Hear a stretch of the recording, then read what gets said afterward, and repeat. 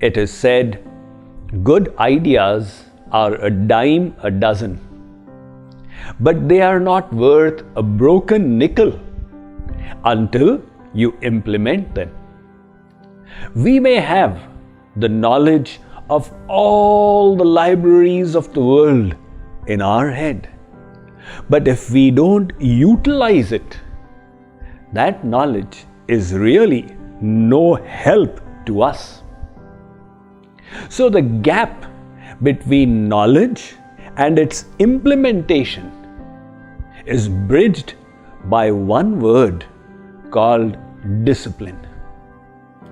Today, on day 17 of this happiness challenge, let us ponder over the importance of discipline and self-control in our lives.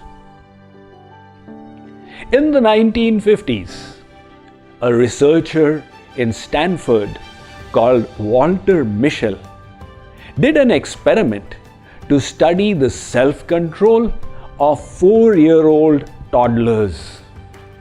His experiment was ingenious. He would leave the child in a room by itself with a sweet in front.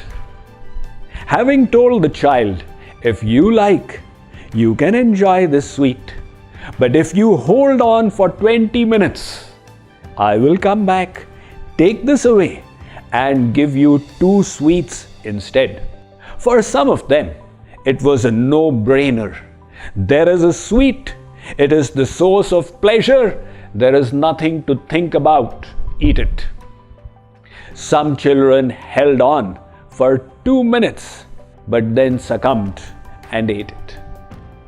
Some children held on for 7 to 8 minutes, and some children continued holding on for the full 20 minutes and were rewarded with 2 sweets. Many years later, the study was continued to find out how the children had been performing in life. Some very interesting facts came out. It was discovered that the children with maximum self-control, they were excelling in studies as well. They had better physique. They were not plump. They were better at interpersonal relationships because they could control their emotions and their moods. They were having less disrupted marriages or lost jobs and practically no criminal conviction. On the other hand, the children who were at the lowest end of the spectrum, without self-control, had been getting into all kinds of problems.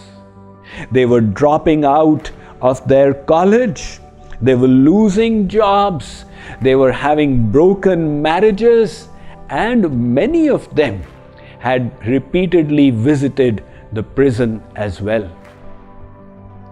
This led to the interesting observation that one important factor that correlates to success in every field of human endeavor is self-control, discipline, based on the virtue of willpower. Social researchers further analyzed this, and they discovered that proficiency in any field of human activity is directly correlated to 2 virtues of the personality. One is the intellect, and the second is the willpower. Now, intellect is somewhat innate. There is not so much one can do to expand it. But willpower is something that is very much in our hands. And this is also the attribute that is maximum tested in modern times. Because our ancestors a few centuries ago did not have as many willpower tests as we do. Today, you may be working in your office on the dreary task of preparing the memo for your boss, but at the mere click of a mouse, you can take your mind away to surf the internet. So in the days of social media, internet, video games and television channels, the challenges to willpower have multiplied greatly. Now, as grown-ups, what can we do to enhance our willpower? Fortunately for us, willpower too grows with exercise like the muscles do. For example, if you engage in typing, the portions of the brain required for typing keep on adding the gray matter.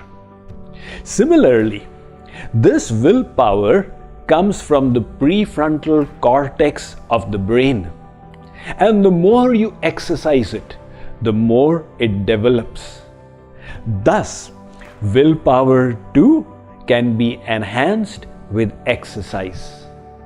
And the best exercise for enhancement of our self-control is meditation.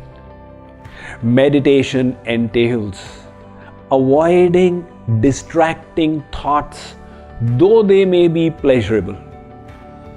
Keeping our focus on the object of meditation, though it may be painful. Studies have revealed that in a 3-hour meditation session, the functioning of the brain changes, and in 11 hours of meditation, the brain activity transforms completely. So utilize this tool and grow in your self-control and willpower to increase your proficiency in all fields of human activity. If you are not already meditating, let today be the day when you launch yourself on this wonderful journey. And even after that, if you find that your willpower is still insufficient, I'll give you another tool tomorrow, which is the power of habits. Thank you.